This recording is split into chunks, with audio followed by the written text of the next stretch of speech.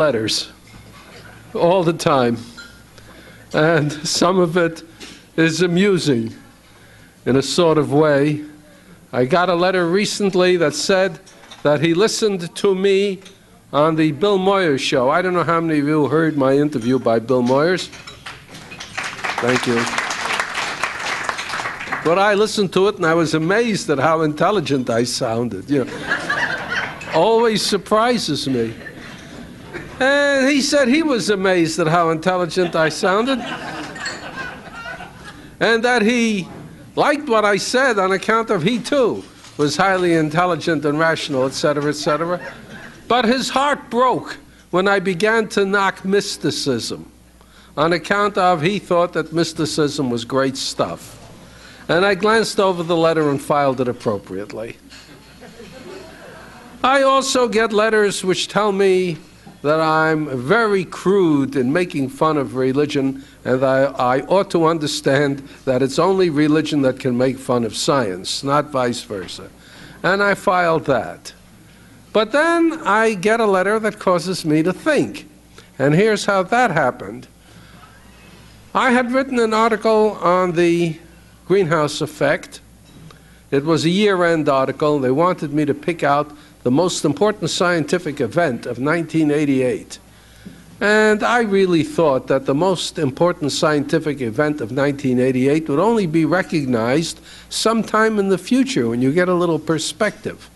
But I thought that the most interesting scientific event of 1988 was the way everyone started speaking about the greenhouse effect just because there was a hot summer and a drought, when I had been talking about the greenhouse effect for 20 years at least. And there were other people who talked about it before I did. I mean, I didn't invent it. So I explained what was meant by the greenhouse effect, and I also explained that not only were we constantly pumping carbon dioxide into the atmosphere because we're burning fossil fuels, coal and oil and gas, so that the content of the atmosphere, as far as carbon dioxide is concerned, has been going up steadily, not very rapidly, but steadily, ever since 1900. And it's continuing to do so. The amount of carbon dioxide in the atmosphere now is 50% higher than it was in 1900. It's still only a little over 0.035%. Which is not enough to bother us as far as breathing is concerned, but it's enough to trap the infrared waves that Earth reflects into space and to raise the temperature of the Earth slightly. The temperature will keep on going up. And not only are we piling in more and more carbon dioxide in the atmosphere, but we are chopping down the forests of the Earth at a great rate. And the forests themselves are the most efficient consumers of carbon dioxide that there are on Earth. Anything that substitutes for the forests, like, let us say, grain fields or grasslands, are not going to consume carbon dioxide as efficiently. And if we replace them with desert, which is most likely, it won't absorb the carbon dioxide at all. So that, in a sense, we are contributing to the greenhouse effect in two ways. By pushing the output of carbon dioxide and inhibiting the input, so to speak. I said, therefore, when Brazil begins to cut down the rainforests of the Amazon, not only is it destroying a habitat for vast numbers of plant and animal life, which could be of great use to us. There are perhaps pharmacological products we know nothing about that are produced by these forms of life that, if we knew about, could advance the art of pharmacology and the practice of medicine enormously. And we'll never find out. We're going to drive them to extinction. We're going to destroy the ground because the soil of a rainforest isn't very good. And when you chop it down, it doesn't make for good farming. What it makes is for good deserts. And finally, we're going to cut down on absorbing the carbon dioxide and on producing oxygen, so that we are actually tampering with the climate of the Earth and with the very atmosphere that we breathe. So that under those circumstances, it is useless for Brazil to say that she can do what she wants with her own, that the rainforest belongs to her, and if she wants to cut them down, she can. The rainforest doesn't belong to her, it belongs to humanity. She is merely the custodian of the rainforests. I said that in the course of my article, and I got a letter in which a young man said, who gave the United States the right to tell Brazil what to do? What if Brazil says to us that we produce far more carbon dioxide than any other nation because we have more automobiles, we have more motors, we have more industry, and we are polluting the atmosphere far more on a per capita basis than anyone else on Earth, and therefore why shouldn't they have the right to tell us to cut down on our industry, to clean up our pollution, instead of telling them not to cut down their forests? And I answered and said, you make a very good point. But now, look through my article and see where I said it was the United States who was supposed to make these decisions.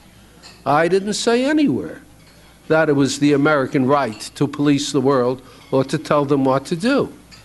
And in fact, that gets to the nub of the whole point, that we are facing problems that transcend nations. That when we talk about the greenhouse effect, we're talking about something that affects not just the United States, not just Brazil. That affects the entire Earth for the worse. When we talk about the disappearance of the ozone layer, and everyone says, well, gee, if the ozone layer goes, there'll be more skin cancers, more eye cataracts. That's the least of it. We don't know what will happen when the ozone layer goes. We're going to have a lot more ultraviolet rays hitting the surface of the Earth, perhaps killing the plankton in the oceans, perhaps killing the soil bacteria, upsetting the ecological balance very fundamentally, making the Earth a lot less livable. Skin cancer might be the last thing we have to worry about.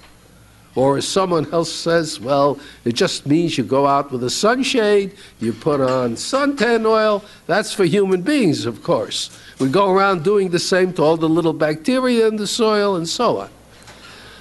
But if that happens, if we do lose the ozone layer, it's for the whole world that is lost. It doesn't matter which nation makes use of chlorofluorocarbons most.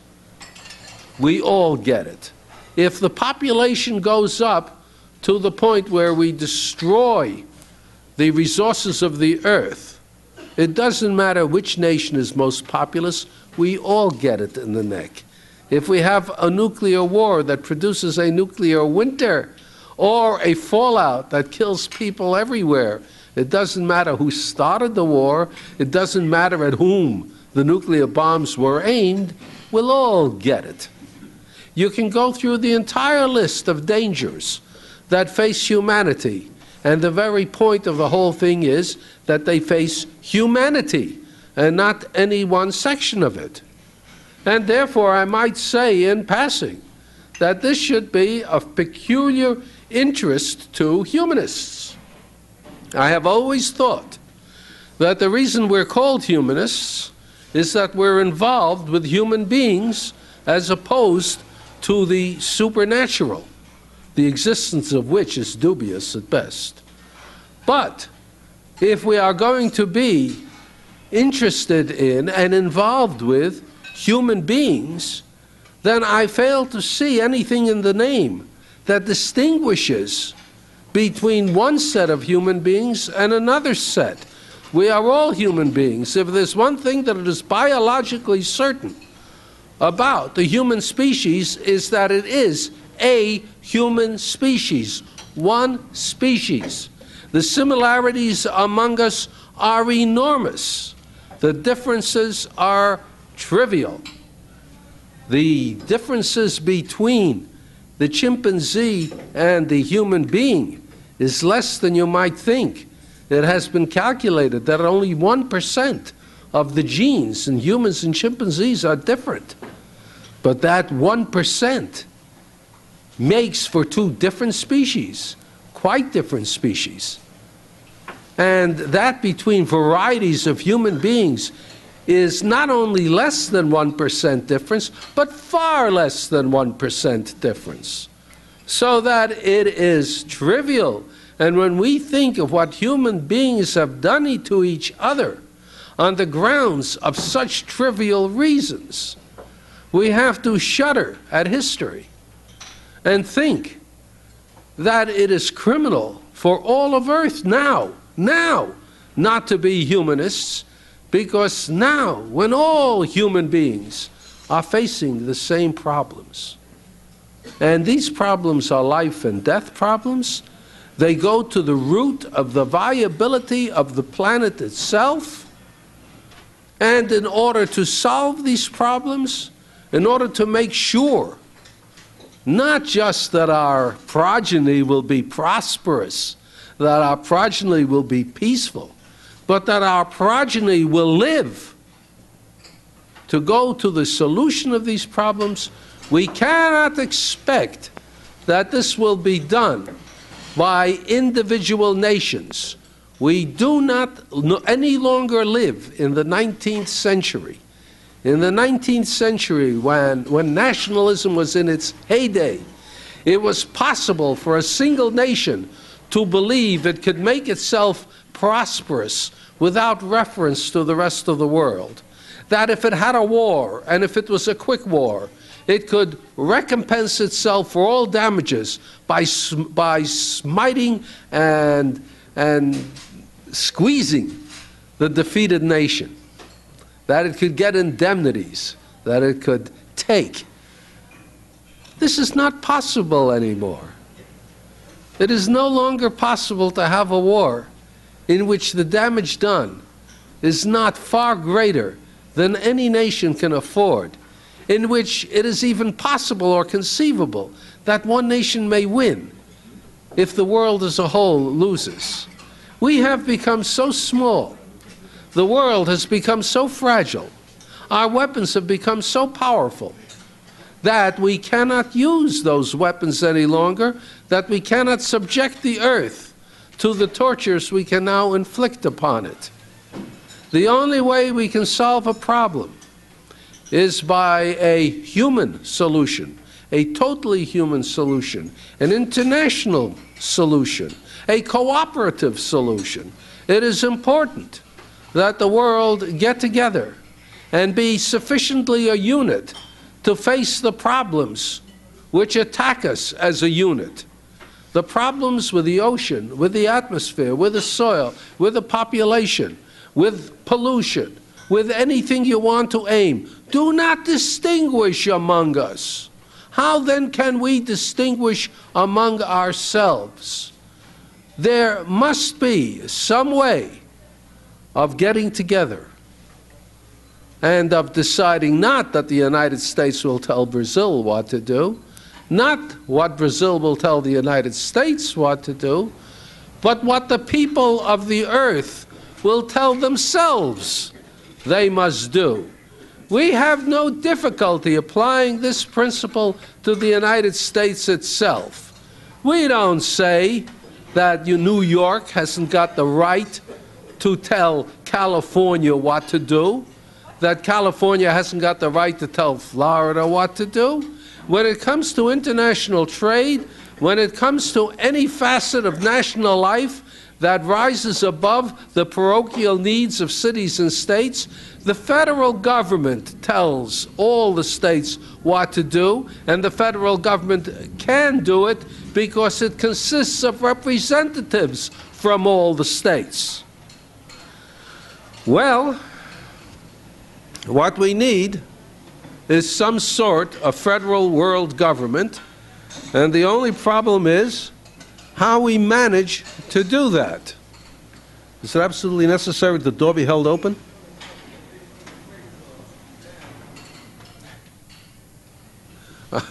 He was probably afraid we wouldn't get the noise. Listen, I was once giving a talk, and a fellow got up and closed the door that led to the kitchen. And I said, thank you. And he said, no, it's all right. It was at the request of the kitchen help.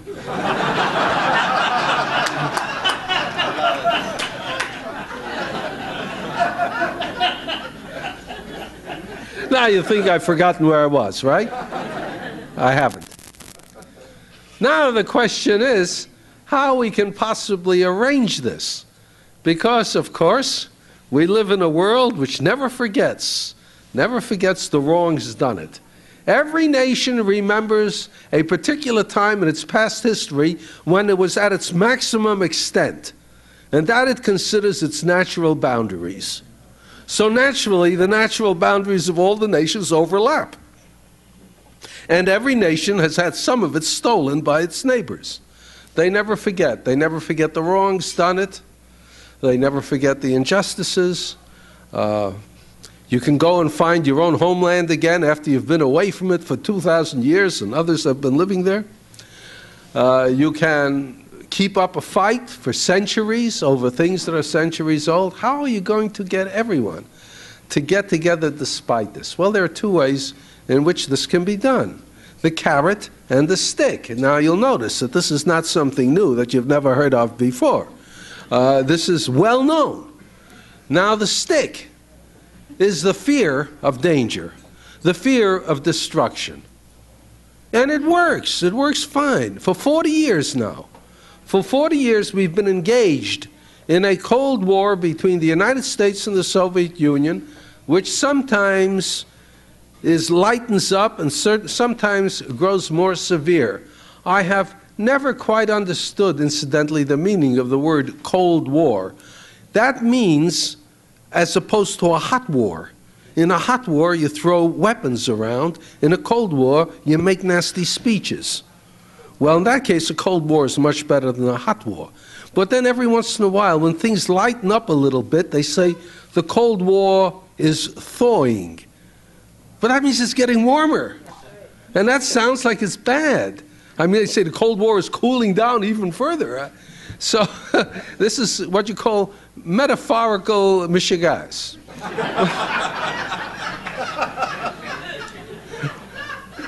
But in any case, we've had a Cold War source for 40 years between the United States and Soviet Union, and there have been times when they've disagreed on everything under the sun. I always dreaded having one of them say that the sky is blue because the other one would instantly say, no, it's not, it's orange. But it's gone on now for like over 40 years. And in all that time, it has never come to a war. I don't think, as I look back in history, that there has ever been a period of 40 consecutive years in which two nations have yelled at each other without their going to war in that interval of time. At least once, sometimes twice. They haven't. Not only have we not gone to war with the Soviet Union, we haven't even broken off relations. In other words, we not only don't dare fight, we don't even dare stop talking. The only people we can break relations with are nations of which we're not afraid, really, like Iran or Libya. Well, this is a good thing, but why is it so? Why is it that when we do have meetings, summit meetings, they get to be friendly? Reagan has put his arm around Gorbachev's shoulders. I saw it myself on television, and he formally withdrew his remark about evil empire. I imagine Gorbachev withdrew some remarks that the Soviet leadership has made also. And why? Why is this? And the answer is really there's nothing else they can do.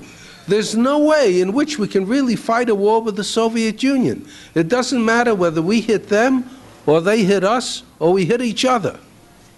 Whatever we do is going to destroy the earth. If anyone doubts this, let them take a look at Chernobyl, which happened about 2 years ago. One reactor suffered a meltdown. One reactor. That created enough radioactive fallout so that they killed sheep near Liverpool in England. 1. Now, if we're going to really clobber the Soviet Union, we're going to hit it with a few thousand nuclear bombs. We've got the bombs. We're not going to save them, for goodness sakes. They won't be any good after the radon is gone. I'm sorry, the tritium. After the tritium is gone, they won't be any good anyway. So we'll have to use them fast, and we'll use thousands. If one meltdown creates that much fallout in England, then what will thousands of bombs do in England and in the United States? In other words, the thousands of bombs will destroy us all wherever they land and whoever shoots them. So there can't be any nuclear war unless there's agreed upon suicide for all of us.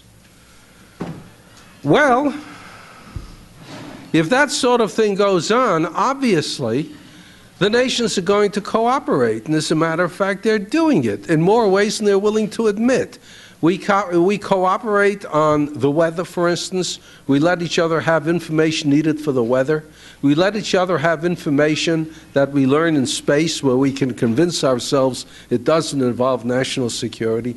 National security, you must understand, is a very elastic thing that covers anything that's liable to get into trouble. If you don't want Ollie North to tell anyone exactly how stupid Reagan is, it becomes a matter of national security. Well, yes, in England, they don't allow you to say how stupid the leaders are because that's the Official Secrets Act. I think we should have the same name here. It fits. Well then, and we cooperate in Antarctica. We cooperate in the high seas. We cooperate in many respects that we don't talk about because it gets the conservatives in both nations upset to think that we're cooperating for something as trivial as saving humanity. And therefore, we do it secretly, but there's a lot of it being done, and more all the time, so that the stick is driving us to cooperation. But I always say, why try the stick alone? Why not the carrot as well? In United States history, we had both the stick and the carrot. After the end of the Revolutionary War, we had something we called the United States of America, but it wasn't. Each state was virtually independent. There was a Congress, but it had no powers. It couldn't even tax. It could only get voluntary contributions from the individual states who are always in arrears. Does that remind you of anything right now called the United Nations? Well, that's what the Articles of Confederation Congress was. It was a small version of the United Nations, and it was powerless. And the states were in constant trouble. They didn't know how to work out the handling of rivers that form boundaries. They didn't know how to deal with the British, who weren't giving back some of the fortified places they were supposed to give back. They didn't know how to treat with the Indians. They didn't know how to arrange interstate trade so that everyone would be happy. They called a Constitutional Convention. And because they were afraid of the consequences of disunion, afraid we'd just be picked up by various European powers and go to war with each other, they set up the Constitution by which the various states gave up some of their sovereign powers and embodied them in a federal government, and then voluntarily voted for that federal government and formed a true United States of America. There were arguments about how much the states had given up, and 80 years later, some of the states decided to take it back, and we had to fight a 4-year war to make them change their mind and decide they wouldn't take it back. But on the whole, we stuck together. So that was the stick, the fear of disunion. But where was the carrot? The carrot came after the Civil War. Now, the Civil War was a perfect case that we've seen 1,000,000 times in human history of a settlement which doesn't settle. The Union beat the Confederacy, but the Confederacy put up one hell of a fight. It had no cause to be ashamed, and in fact, it felt it had lost only narrowly. And on top of that, the Union was vengeful, and we treated the Confederacy after its defeat as though it were an occupied foreign power, and the South wasn't likely to forget that. So you would expect that the South would always remember the Confederacy not as it does with a kind of sentimental attachment, but powerfully, and would rebel every once in a while whenever it seemed that the occasion was right for it, and would be forever indulging in terrorism, like the Basques in Spain. When were the Basques an independent power? Like the fighting between the two sides in Northern Ireland, like the fighting between the Shiites and everybody else in Lebanon. There'd be constant terrorism from the United Confederacy Brothers or something or other. And there isn't. There isn't. There was a healing somehow, and we became one nation again. And that was the workings of the carrot, because immediately after the Civil War came the period of the opening of the West, the development of the West, where the nation went west, founded new states, and anyone from any state could go to any part of the West, so that when a new state was developed, it consisted of people from all parts of the Union. So there wasn't any specific relationship between Wyoming and Ohio, or between Arizona and Delaware, so that you would have natural friendships and natural antipathies. No, it was all mixed up. The United States found its unity in a gigantic project that included all the states, and that made the differences between the states look small by comparison. It wasn't done, I think, out of intelligent purpose. It just happened. We were lucky. We had the carrot. Now we need a carrot now. We need some other project so huge that it can only be done by all the nations of the world acting together to the best of their ability. We need a project so all-encompassing that we can manage to have all the various nations work at it and be glad to have it, something that would create something that all the nations could benefit from. And to me, the only candidate for it is the effort at space exploration. If we can establish space stations, if we can establish mining stations on the moon, if we can build power stations in space, if we can use energy directly from the sun, convert it into microwaves and beaming down to the Earth, we would finally have energy free of geography. We wouldn't have coal that existed in some nations and not in others, oil in which some nations were rich and others were poor. We wouldn't have forever to have the manufacturers exploit the agriculturalists, or the raw material owners exploit those who need it, and so on. We would have something out in space that all contributed to and that reached all equally. Space would be equally reachable by all parts of the Earth. The energy that came down would go as easily to one part of the Earth as to another. Furthermore, if we did have power stations in space, they would require, I'm sure, constant maintenance, constant attendance, very difficult labors to keep them going. We would probably have to have large settlements in space.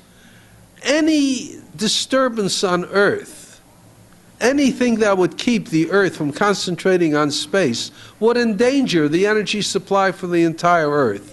In other words, it would be immediately and obviously apparent to everyone on Earth that it would pay them to maintain a stable world order, because only so could their energy supply be maintained undisturbed. We would have the carrot there, a huge project that would please us all, that would lift us out of our narrow parochial concerns, that would give us something we couldn't have otherwise, a kind of prosperity and peace that we've never known before. And in going out, we can forget those little divisive effects that have made us suffer so long. I don't know if this will actually come about. I honestly don't think that the human species can survive for very long under present circumstances unless we act in such a way that not only does war not take place, but it is recognized that it is inconceivable that it takes place. Because it doesn't matter if we don't have a war, if we spend all our energies and all our time and all our emotional effort and exacerbate our hatreds in order to prepare for a war that may take place. I mean, think of all the money we could put into setting up weapons in space, of all the money we could throw down a rat hole trying to build a shield in space that won't work. For every dollar we spend for that, there's a dollar we don't spend for something constructive and something valuable. So that it's not just war that will destroy us, but preparations for war that will destroy us. I'm not any more idealistic than anyone else. I don't go around saying that human beings are going to love each other so much that they're going to set up a utopia. No. What I say is that if human beings have any sanity, enough sanity to fear the consequences of not doing it, and enough sanity to hope for the consequences of doing it, they will do it. But I can't guarantee that the human species will be sane. And if they are not, then we will probably destroy ourselves. We will certainly destroy civilization. We may destroy ourselves as a species. And who is going to fight that? Who is going to lead in the direction? Well, I hope lots of people, but I'm sure that among them will be the humanists, because by their very name, they celebrate humanity. They want humanity to survive, and they recognize that if they do survive, it will be by its own efforts. Never can we sit back and wait for miracles to save us. Miracles don't happen. Sweat happens. Efforts happens. Thought happens. And it's up to us to help have all that happen. Thank you very much.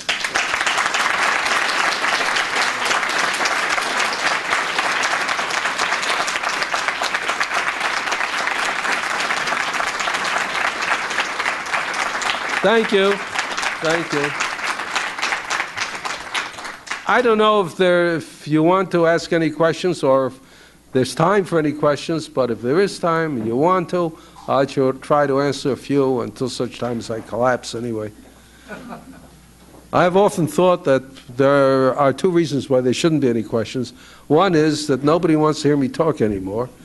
And the other, which I prefer, is that I've been so luminously clear and so absolutely unanswerable that there's no point in asking questions. So if there isn't, I will sit down. Yes, sir. A technical question at you. You talked about the CO2. Isn't there a ratio between CO2 content in the atmosphere and oxygen that the CO2 gets high enough, even though there's all sorts of oxygen, we still can't breathe the stuff? Yes, but that would be sufficiently high that it's not likely to happen. By the time it gets high enough to interfere with our reading, we're going to have a runaway greenhouse effect that will raise the temperature to way above the boiling point of water, and we'll all be dead before we stop breathing. So,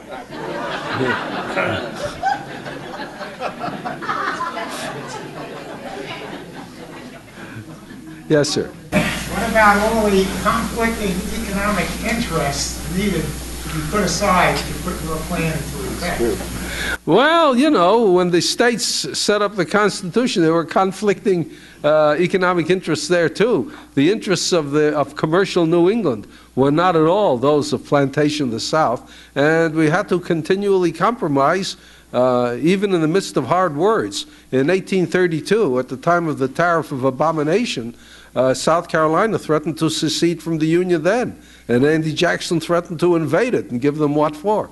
So, you know, it was not a quiet and peaceful Union, and it wouldn't be here either. But we hope that it'll stick, despite the hard words and the yells, by judicious compromising. It's the only way you can do it short of war. Yes.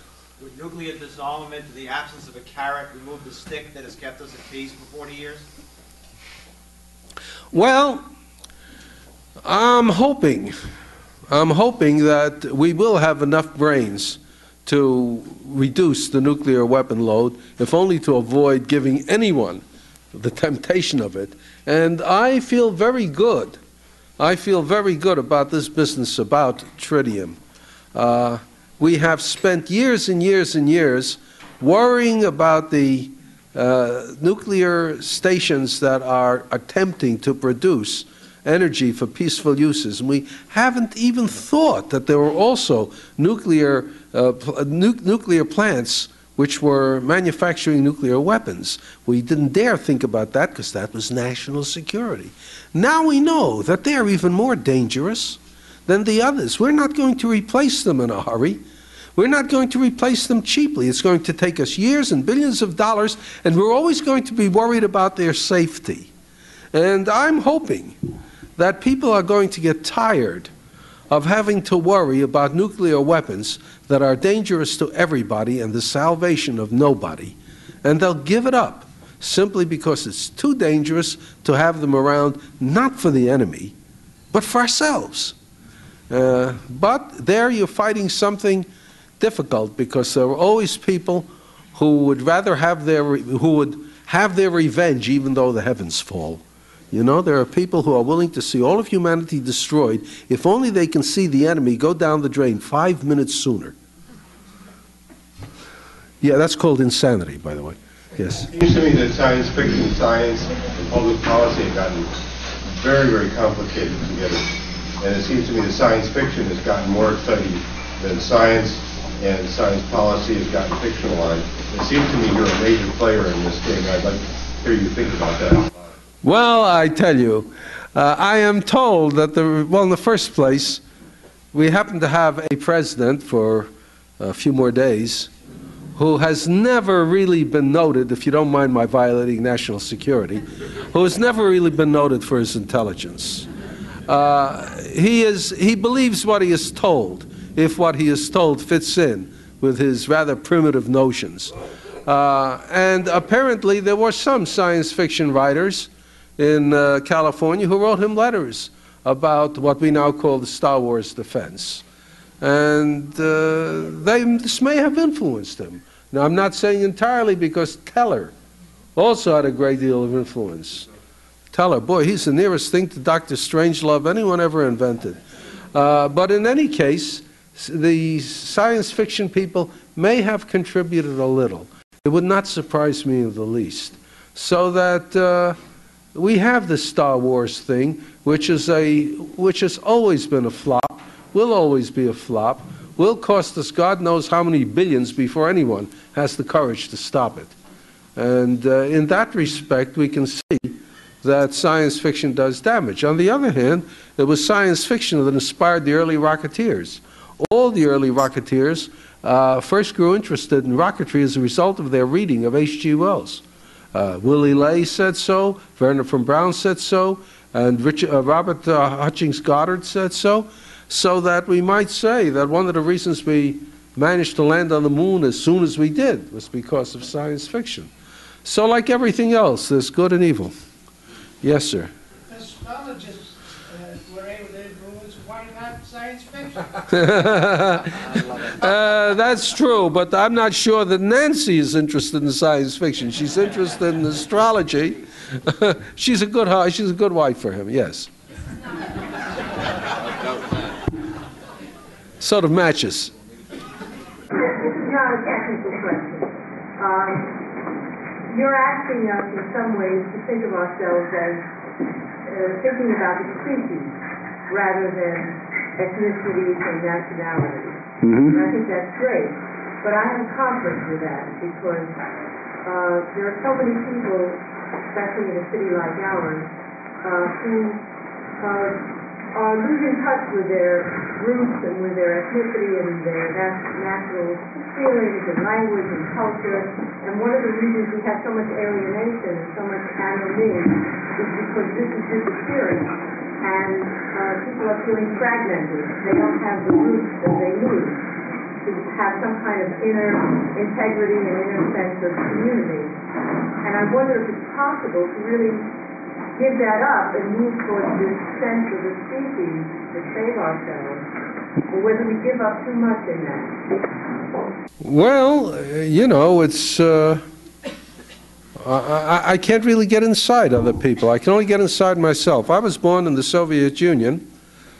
I was born to a family that was Orthodox Jewish. What else? That was the only thing there was where I was born. I have no feeling of Russianness about me. I have no feeling of Jewishness about me. Well, maybe, but the point is, what I do have a large feeling about, it's not even that I have a large feeling of being American, because I'm teaching myself not to be nationalistic, you know. I'm trying to be a human. But do you know what I can't get away from? By God, I'm a New Yorker.